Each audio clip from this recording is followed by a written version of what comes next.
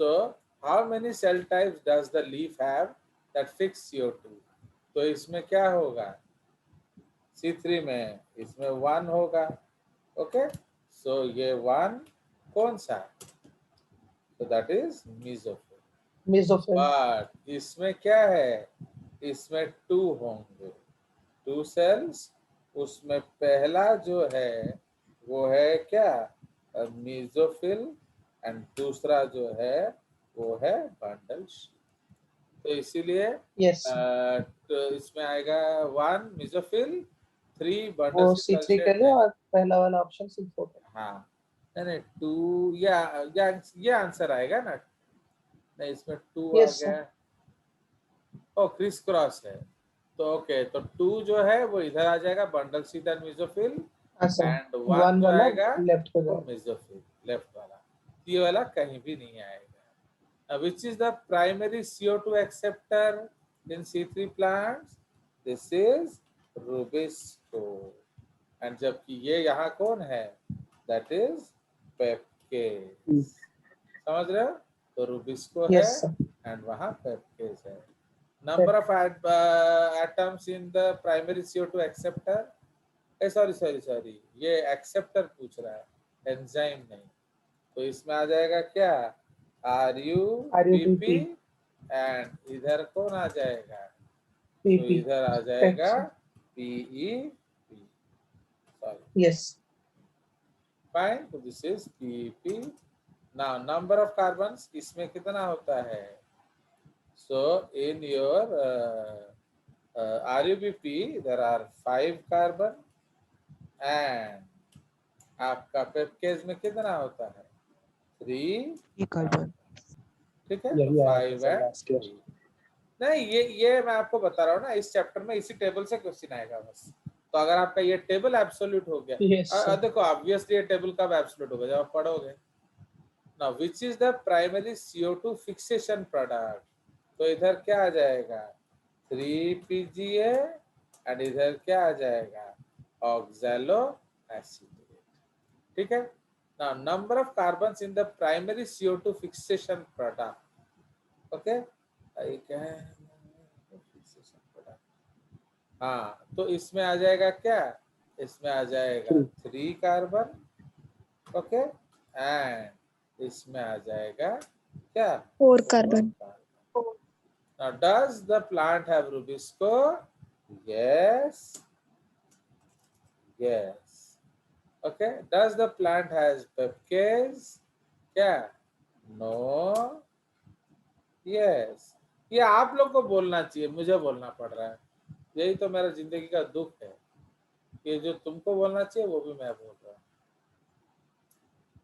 चलिए, वरना आप लोगों को कितना चीज मिलता, आप लोग इनडिसिप्लिन कर रहे हो करके कुछ नहीं मिल रहा है. मैं तो ये ओल्ड एनसीईआरटी सबको देता था, आप लोग को दे नहीं रहा हूँ. क्यों नहीं दे रहा हूँ, because of indiscipline. Like that, वरना सबको ये देता था. चलिए, तो which cells in the plant have rubisco. तो इधर, हाँ बताइए. तो इधर आ जाएगा मेसोफिल, एंड इधर आ जाएगा bundle. CO2 fixation rate under high light condition. तो इधर क्या होगा, बहुत हाई लाइट है. तो C3 में क्या होगा, लेस, एंड इधर क्या होगा, मोर. ठीक है, तो लो एंड हाई. ठीक है. नाउ क्यों, इधर आपका फोटो रेस्पिरेशन शुरू हो जाएगा. ठीक है.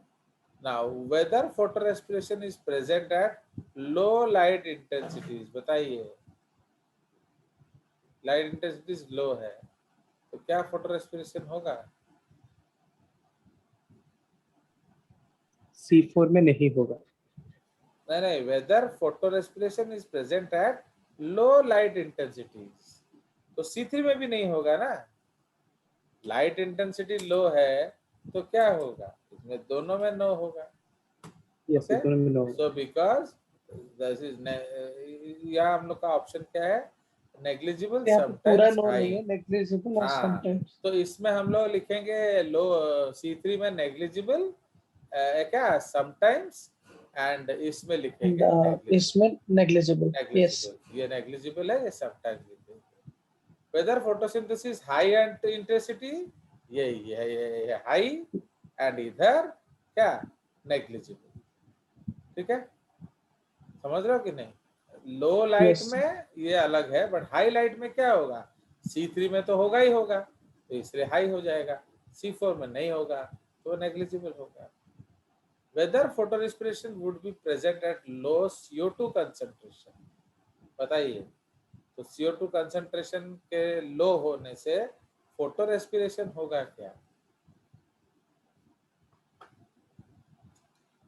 बताओ। So C3 में होगा, C4 में नहीं होगा। C4 में, हाँ C4 में तो चलो फोटो रेस्पिरेशन होना ही नहीं है, बट इसमें होगा। C3 में भी नहीं होना चाहिए। क्यों? तो फोटो रेस्पिरेशन तो लाइट डिपेंडेंट होगा ना। नहीं, लाइट डिपेंडेंट, लाइट का तो कुछ बोल नहीं रहा। अभी आपको सिंपली Yes. CO2 का लो CO2 है,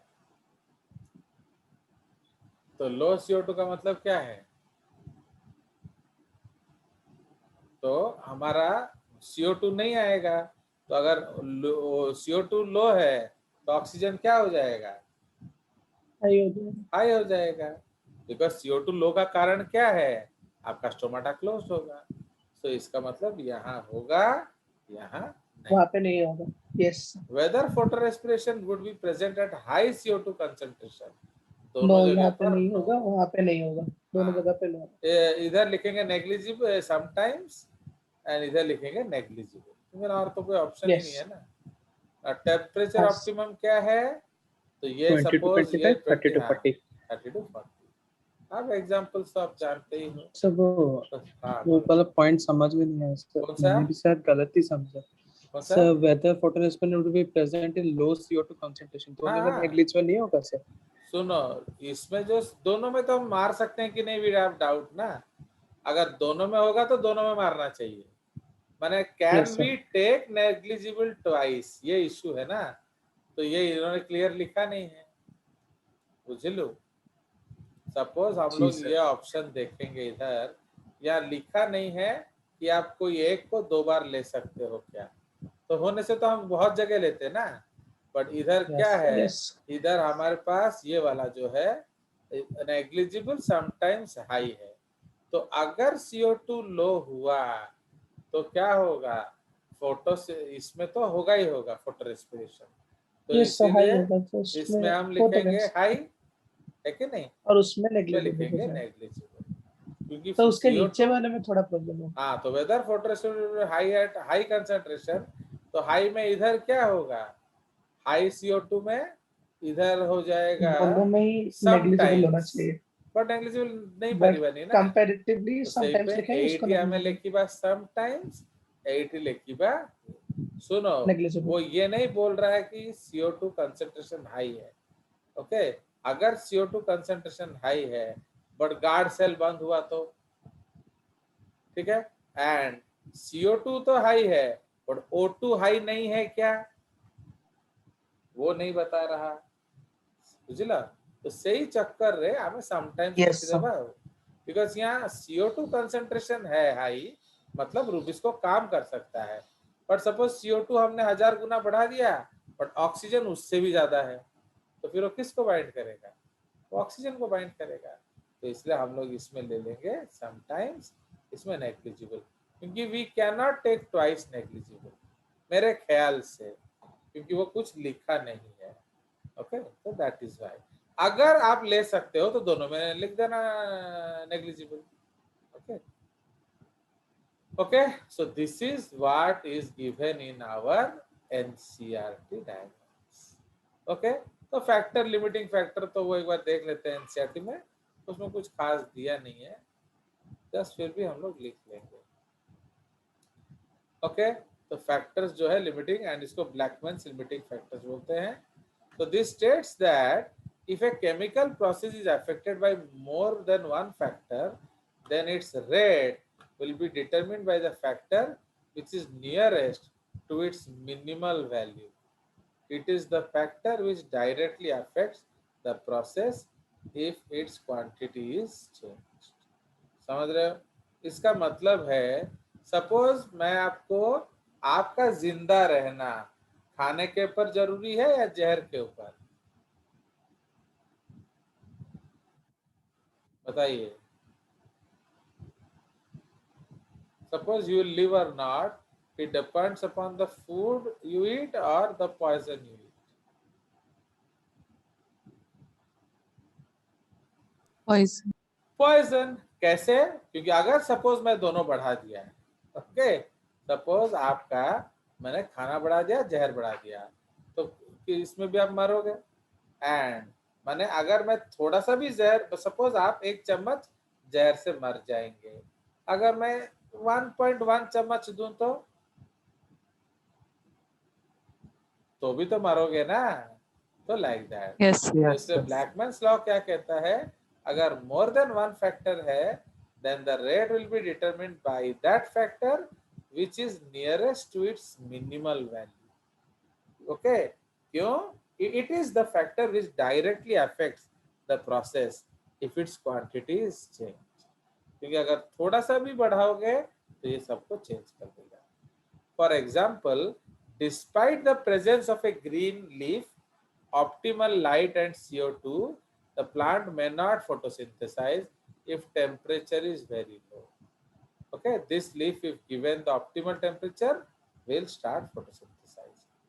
Okay, मतलब आपका CO2 भी है एंड आपका लाइट भी ऑप्टिमम है, आपका ग्रीन लीफ भी है, क्लोरोफिल भी है, पर लो टेम्परेचर का मतलब क्या है? सारे एंजाइम्स इनएक्टिव होंगे। तो इनएक्टिव होने से क्या होगा? आपका रेट ऑफ रिएक्शन नहीं होगा। Okay, enzyme will not work, तो बाकी रॉ मटेरियल होने से काम क्या करेगा? ठीक है, so that is why, so in this case हम क्या कह सकते हैं कि आपका जो टेम्परेचर एक लिमिटिंग फैक्टर है।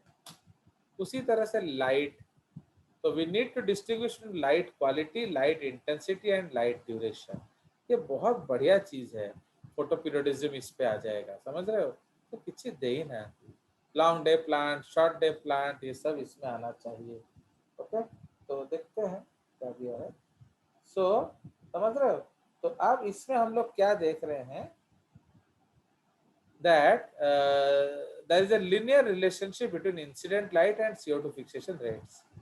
तो at low intensities, तो low intensity आप देख रहे हो, तो इसका मतलब है जैसे जैसे देगा बढ़ेगा, बट आफ्टर सम वो जितना बढ़ाने से भी नहीं बढ़ रहा है। At higher intensities, gradually the rate does not show further increase as other factors become limited. समझ रहे हो कि नहीं? तो इसका मतलब बाकी रॉ मटेरियल मिलना बंद हो जाएगा। फाइन, क्योंकि ज्यादा लाइट आएगा तो क्या होगा? टेम्परेचर बढ़ेगा, टेम्परेचर बढ़ेगा तो क्या होगा? स्टोमाटा क्लोज हो जाएगा, स्टोमाटा क्लोज हो जाएगा तो क्या होगा? आपका ऑक्सीजन जाएगा नहीं, CO2 आएगा नहीं। तो समझ रहे हो? तो इसीलिए इस सब चीज को हम लोग इस तरह से डिस्कशन कर सकते हैं। तो light rise becomes more, temperature becomes more, temperature becomes more, enzyme may get denatured, enzyme may get denatured, no work. Okay, इसलिए जब जहाँ बहुत ज्यादा गर्मी होती है, कभी कभी पत्ते भी जल जाते हैं। प्लस आप बहुत बार सुने होंगे, इस बार फसल जो क्या जो आइस स्नोफॉल ने मार दिया, तो स्नोफॉल होने से भी बहुत सारे पेड़ पत्ते मर जाते हैं। क्यों? क्योंकि वो एंजाइम्स इनएक्टिव हो जाएगा। No activity of enzyme, no synthesis of food and so on. ठीक है, तो at higher light intensities gradually the rate does not show further increase. Okay, बाकी limiting. So what is interesting to note is that light saturation occurs at 10% of full sunlight. समझ रहे आप ये सत्य सार्थक? तो देख लो एनसीईआरटी क्या लिखी थी, that light saturation occurs at 10% of full sunlight. तो ऑप्शन क्या क्या था उसमें? था क्या ऐसा 10%? सर 10% तो नहीं था सर, 50 था, कुछ 40 और था, होगा, और देखेंगे हम लोग। Yes sir. Hence, except for plants in shade or in dense forests, light is rarely a limiting factor. मतलब आपका जो लाइट है वो 10% भी हुआ तो फोटोसिंथेसिस हो जाएगा। तो बुझला? तो सिर्फ कब आपका लाइट 10% से कम होगा? आइदर तो आप शेड में हैं, ओके, या फिर जो जंगलों में क्या होता है, जो बड़े पेड़ हैं वो छोटे पेड़ को क्या करते हैं, वो ढक देते हैं। तो इसीलिए द स्मॉल कैनोपी प्लांट्स में वो जो they are, yes, canopy. they are not exposed to the what, exposed to the light. तो इसीलिए if the saturation is less than 10 तब जाके कुछ होगा, अदरवाइज लाइट कभी भी लिमिटिंग फैक्टर नहीं। Okay, increase in light intensity beyond a point causes the breakdown of chlorophyll and decrease, not only chlorophyll, enzyme भी नष्ट हो जाएगा। Okay, biology is not possible after some temperatures. चलिए, CO2 concentration is the major limiting factor. तो ये बहुत important है, क्यों? The concentration of CO2 is very low in atmosphere, 0.03 and 0.04. तो समझ रहे हो, क्योंकि ना दुनिया में ही CO2 ज्यादा नहीं है। मैंने देखो how big A tension, 0.3% CO2 है, फिर भी दुनिया रो रहा है कि नहीं? अब आप सोचो अगर ज्यादा होता तो क्या होता। Do you understand or not? The increase in concentration up to 0.5% can cause an increase in CO2 fixation rates. Beyond this, the levels can become damaging. अगर आप मेरा जो नोट मैंने फोटोसिंथेसिस का दिया था उसमें मैंने लिखा था कि अगर ग्रीन हाउस हो जाए, अगर अर्थ का टेम्परेचर बढ़ जाए, अगर CO2 पोल्यूशन बढ़ जाए तो प्लांट्स के हो जाएंगे, हो जाएगी बल्ले बल्ले, हो जाएगी बल्ले बल्ले। समझ रहे हो? तो इसलिए प्लांट्स के लिए मजे हो जाएंगे, क्योंकि टेम्परेचर अगर एक हद तक बढ़े तो भी बल्ले बल्ले हो जाएगा, लाइट इंटेंसिटी बढ़े तो भी बल्ले बल्ले हो जाएगा, एंड पोल्यूशन बढ़े तो बहुत ज्यादा बल्ले बल्ले हो जाएगा। बट प्रॉब्लम क्या है कि if you have high CO2 तो what will be the problem? आपका ग्रीन हाउस इफेक्ट दिखाएगा। समझ रहे हो? तो ग्रीन हाउस इफेक्ट होने से क्या होगा? पोलर आइस कैप मेल्ट हो जाएंगे। पोलर आइस कैप मेल्ट हो जाने से क्या होगा? बहुत सारे जो लो लाइंग प्लेन्स हैं वो सब पानी में डूब जाएंगे। तो अंडरस्टैंड? तो इसीलिए CO2 कंसंट्रेशन बढ़ने से प्लांट के तो मजे ही मजे, बट दूसरों के लिए असुविधा होगा। Do understand? नाउ दिया है जो सत्य बाबा, तो मैं बोला ना कहीं ना कहीं लिखा होगा, वरना वो क्वेश्चन नहीं आएगा। So the C3 and C4 plants respond differently to CO2 concentrations. At low light conditions, neither group responds to high CO2. क्योंकि लाइट ही नहीं है तो CO2 क्या करेगा? इसलिए रात को जनरली क्या होगा, उसको हम यूज नहीं कर सकते, क्योंकि you know that light will make ATP and NADPH ना। आपका CO2 है, हम डार्क रिएक्शन कर लेंगे, पर डार्क रिएक्शन क्या करेगा भाई? हमको पहले एनर्जी तो दो। सो इसलिए NADPH and ATP is not possible if there is low light condition. मेरे पास बैटरी है, फिर भी मेरा डैडी रात में अंधेरे में सोया, क्यों? क्योंकि दिन में सोलर ने चार्ज नहीं किया। क्यों? क्योंकि दिन भर में घुआ था। तो समझ रहे हो? तो इसलिए अगर आपके पास सिर्फ सोलर प्लांट है तो क्या होता है, it is no problem almost 320 days a year, but 31 महीना या 15-20 दिन ऐसा होता है जब थोड़ा मौसम गड़बड़ होता है एंड अंधेरा ज्यादा होता है। तो उस कंडीशंस में क्या होगा? The solar can not save energy, तो इसलिए बैटरी खाली होगा।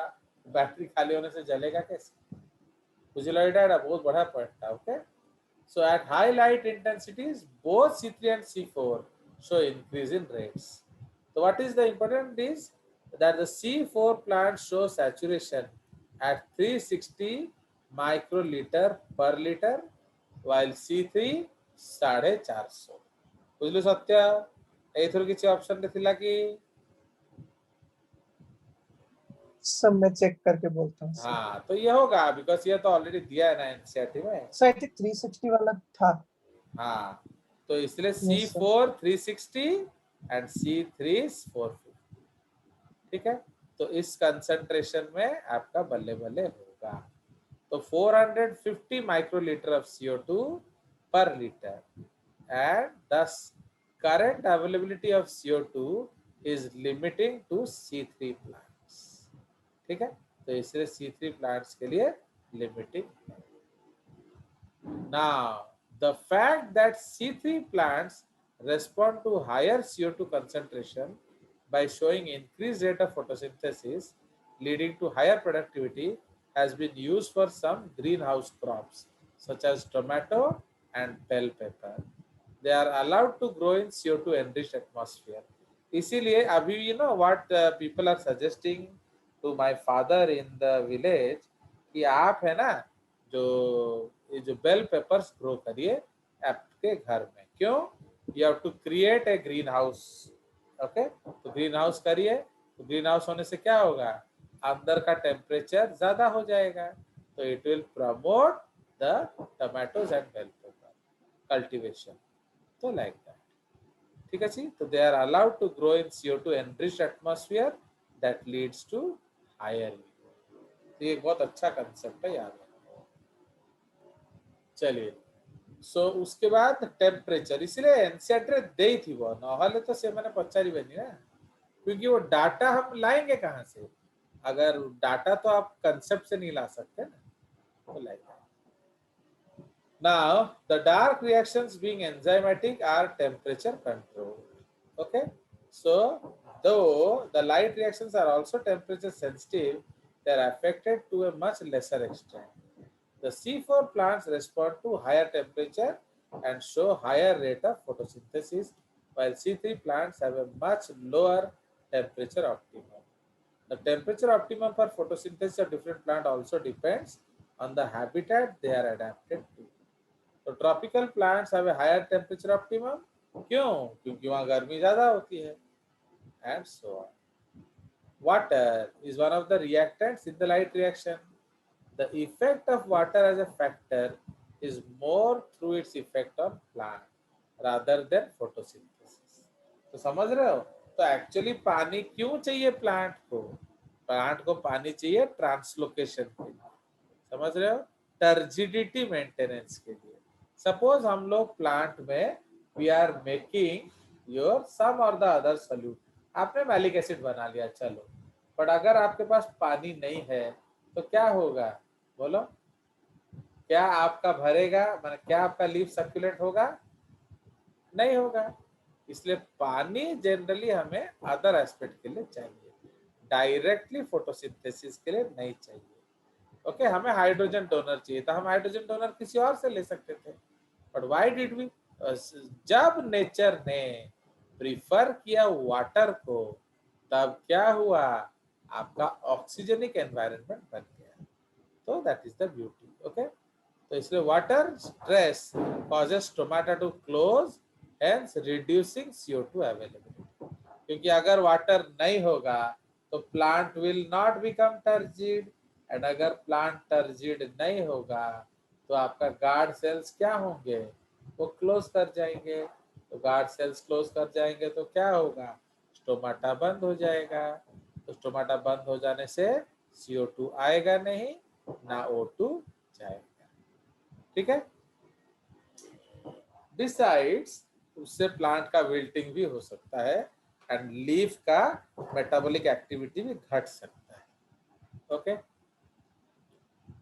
चलिए, तो ये Yes. आपका हो गया। So this is all about photosynthesis in NCERT. तो अब हम लोग थोड़ा सा इससे अदर एस्पेक्ट, देखो जो हम तो कर लिए वो कर लिए, अदर एस्पेक्ट थोड़ा हम लोग बाहर से डिस्कस कर देंगे। एंड आपको तो नोट्स चाहिए नहीं, वो आत्मन को मैं दे दूंगा, वो पढ़ लेगा, 2 लाइन, गरीब बच्चा है कि नहीं? सर मुझे चाहिए सर। तेरे को चाहिए तो क्या करेगा?